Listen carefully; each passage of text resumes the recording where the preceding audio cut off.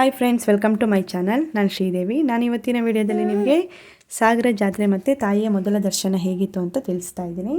ನಮ್ಮ ಸಾಗರ ಜಾತ್ರೆ ಬಗ್ಗೆ ಹೇಳೋದಾದರೆ ಇದು ಕರ್ನಾಟಕದ ಅತಿ ಪ್ರಸಿದ್ಧ ಜಾತ್ರೆಗಳಲ್ಲಿ ಒಂದು ಅಂತಲೇ ಹೇಳ್ಬೋದು.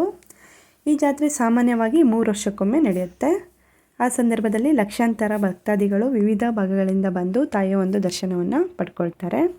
ಹಾಗೆ ದೇವಿಯನ್ನು ಕೂಡ ಉತ್ಸವ ಮೂರ್ತಿಯನ್ನು ಅಲಂಕಾರಿಕ ರಥದಲ್ಲಿ ಮೆರವಣಿಗೆ ಮಾಡಲಾಗುತ್ತೆ. ಈ ಸಂದರ್ಭದಲ್ಲಿ ವಿವಿಧ ಸಾಂಸ್ಕೃತಿಕ ಕಾರ್ಯಕ್ರಮಗಳು, ಭಜನೆಗಳು ಮತ್ತು ಮೆರವಣಿಗೆ ಎಲ್ಲ ಇರುತ್ತೆ. ಹಾಗೆಯೇ ತಾಯಿಯ ಮೊದಲ ದರ್ಶನದ ಬಗ್ಗೆ ಹೇಳೋದಾದರೆ, ಜಾತ್ರೆಯ ಸಂದರ್ಭದಲ್ಲಿ ತಾಯಿಯ ಮೊದಲ ದರ್ಶನ ಅತ್ಯಂತ ವಿಶೇಷ ಮತ್ತು ಪವಿತ್ರ ಅಂತಲೇ ಭಕ್ತಾದಿಗಳು ನಂಬಿರ್ತಾರೆ. ಆದ್ದರಿಂದ ಬೆಳಗಿನ ಜಾವವೇ ಭಕ್ತಾದಿಗಳು ದರ್ಶನಕ್ಕಾಗಿ ಸಾಲಿನಲ್ಲಿ ನಿಂತು ತಾಯಿಯ ಒಂದು ದರ್ಶನವನ್ನು ಪಡ್ಕೊಳ್ತಾರೆ. ತಾಯಿಯನ್ನು ಕೂಡ ತುಂಬ ವಿಶೇಷವಾಗಿ ಅಲಂಕಾರ ಮಾಡಿರ್ತಾರೆ.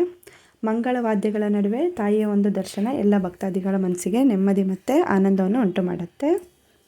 ಹಾಗೆ ಮಾರಿಕಾಂಬಾ ದೇವಿ ದುಷ್ಟಶಕ್ತಿಗಳನ್ನು ನಿವಾರಿಸಿ ಭಕ್ತರಿಗೆ ಆರೋಗ್ಯ, ಐಶ್ವರ್ಯ ಮತ್ತು ಶಾಂತಿಯನ್ನು ನೀಡುವ ತಾಯಿ ಅಂತಲೇ ಅಲ್ಲಿ ಜನರೆಲ್ಲ ನಂಬಿರ್ತಾರೆ.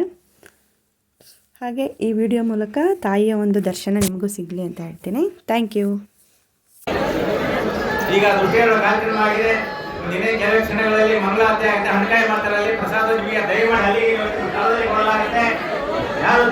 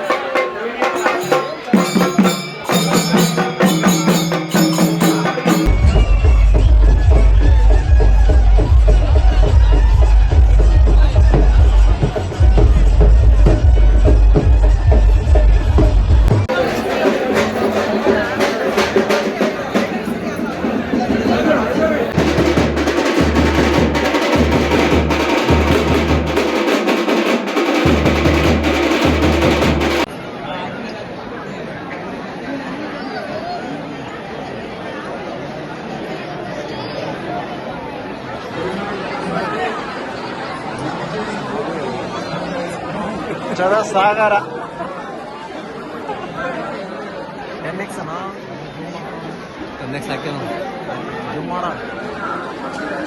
ಬಾಯ್ಸ್